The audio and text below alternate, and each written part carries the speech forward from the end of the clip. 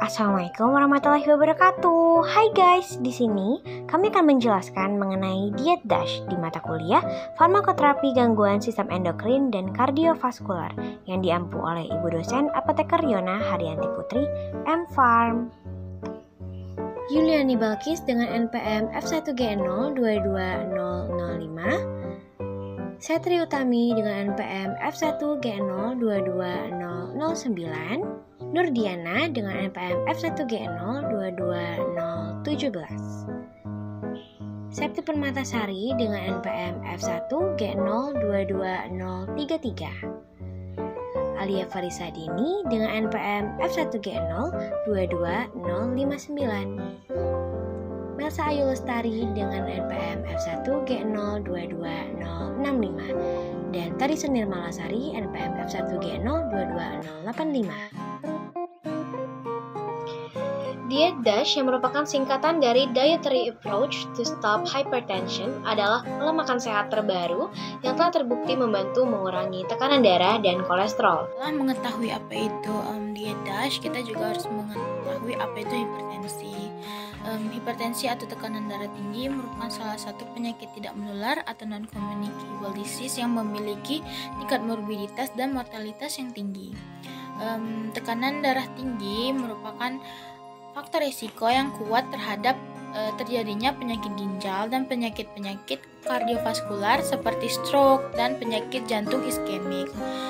Individu yang prehipertensi memiliki kemungkinan tinggi mengalami hipertensi dan peningkatan risiko mengalami penyakit kardiovaskular dibandingkan individu dengan nilai tekanan darah dalam kisaran yang normal.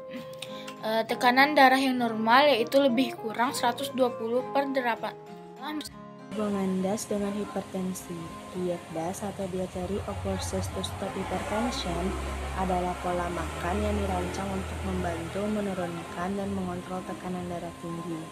Diet ini kaya akan buah-buahan, sayur-sayuran, biji-bijian utuh, dan produk susu rendah lemak, serta rendah lemak jenuh, kolesterol, dan natrium. Banyak penelitian ilmiah telah menunjukkan hubungan positif antara diet DASH dan menurunkan tekanan darah. Diet DASH didasarkan pada prinsip-prinsip makan sehat, selain untuk menurunkan tekanan darah, juga untuk mengurangi risiko penyakit jantung, stroke, dan juga kanker. Tekanan darah yang tinggi merupakan faktor resiko yang kuat terhadap terjadinya penyakit ginjal dan penyakit-penyakit kardiovaskular seperti stroke dan penyakit jantung iskemik. DASH ini dapat membantu mencapai dan mempertahankan berat badan yang sehat. Ketika mengikuti diet DASH, kita akan banyak untuk memakan buah-buahan dan sayuran, dikombinasikan dengan makanan rendah lemak seperti susu, daging tanpa lemak, unggas, ikan, kacang-kacangan, dan biji-bijian. Penelitian Dietary Approach to Stop Hypertension menunjukkan bahwa diet yang tinggi sayur, buah, dan hasil olahan susu rendah lemak yang kadar lemak jenuh dan lemak totalnya rendah serta tinggi kandungan kalium, kalsium, dan magnesium dapat menurunkan tekanan darah sistolik 6-11 mmHg dan tekanan darah diastolik 3-6 mmHg. Terdapat dua jenis DASH diet, yaitu yang pertama diet DASH standar, yaitu maksimal asupan sodium yang diperbolehkan adalah 2.300 mg per hari. Dan yang kedua diet DASH di bawah standar, yaitu asupan sodium per hari tidak boleh melebihi 1.500 mg per hari. Kemudian diet DASH dilakukan sepanjang tahun sampai terbentuk kebiasaan makan yang baik. Aturan frekuensi makan tetap 3 kali sehari dengan porsi makanan mencakup 2000 kalori per hari. Berikut cara melakukan diet DASH. Yang pertama whole grains, yaitu gandum utuh. Digunakan 6-8 sajian per hari. Yang kedua, ganti asupan nasi beras putih dengan beras merah. Yang ketiga adalah bila ingin makan pasta, pilih pasta dari gandum yang utuh. Yang keempat, ganti roti dengan gandum tanpa mengandung keju, coklat, dan yang lainnya. Yang kelima, konsumsi sayuran dan buah-buahan 4-5 sajian per hari. Nah, untuk untuk manfaat diet DICE itu seperti yang telah dijelaskan sebelumnya, tujuan diet DICE adalah untuk menurunkan atau menjaga tekanan darah tetap stabil. Namun, rupanya manfaat diet DICE tidak hanya sebatas itu saja. Upaya ini juga dapat membantu menjaga kesehatan tubuh secara keseluruhan, termasuk menjaga berat badan ideal dan menurunkan beberapa resiko penyakit seperti diabetes, kanker, penyakit jantung, serta sindrom metabolik.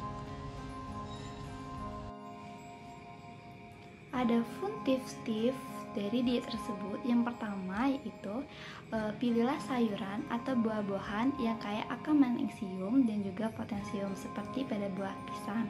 Nah, yang mana buah pisang ini dapat diganti sebagai snack dan dapat dikonsumsi yaitu pada jam 11 pagi dan juga jam 5 sore atau mungkin jam 1 siang sebelum makan besar. Yang kedua yaitu ada sebaiknya kulit pada buahan tidak dibuang atau tidak dikupas, karena dalam kulit buah tersebut banyak mengandung zat besi, dan juga sebaiknya kita lebih mengutamakan makanan atau memakan sayur-sayuran atau buah-buahan itu yang lebih segar dibandingkan yang beku. Yang ketiga, sebaiknya kita lebih memilih atau mengonsumsi minuman atau juga produk dari rendah akan lemak, yang mana 2-3 saja per hari. Nah, adapun golongan makanan ini sangat bermanfaat karena kandungan kalsium, vitamin D dan juga protein di dalamnya. Yang keempat, pilihlah makanan yang rendah lemak atau bahkan tanpa lemak, yang mana dapat divariasikan dengan sayuran atau mungkin buah-buahan seperti di hidangan salad. Yang kelima itu makanan berupa daging, unggas, atau ikan itu sebaiknya dikonsumsi maksimal 6 sajian per hari.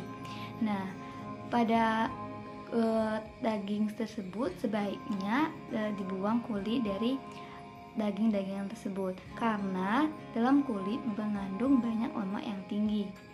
Yang keenam yaitu ada cara pengolahan, yang mana cara pengolahan ini sebaiknya dilakukan dengan pemanggangan, pengukusan.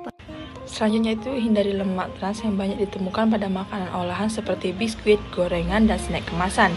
Selanjutnya baca dan teliti label makanan, pilihlah yang mengandung lemak jenuh dalam kadar rendah dan bebas lemak trans. Selanjutnya itu manisan, terutama yang rendah atau tanpa lemak, maksimal 5 sajian per minggu. Hindari makan yang mengandung pemanis buatan, hindari minuman kemasan yang mengandung pemanis buatan, walaupun berlabel diet atau low sugar, namun kandungan gula yang tidak terlalu dibutuhkan tubuh tetap ada. Pilihlah air putih sebagai minuman sehari-hari. Selain tanpa kalori, air putih juga memiliki banyak fungsi seperti melarutkan racun tubuh, pembentukan sel dan cairan tubuh, sebagai bantalan organ tubuh, sebagai pelumas, dan melancarkan fungsi pencernaan kita.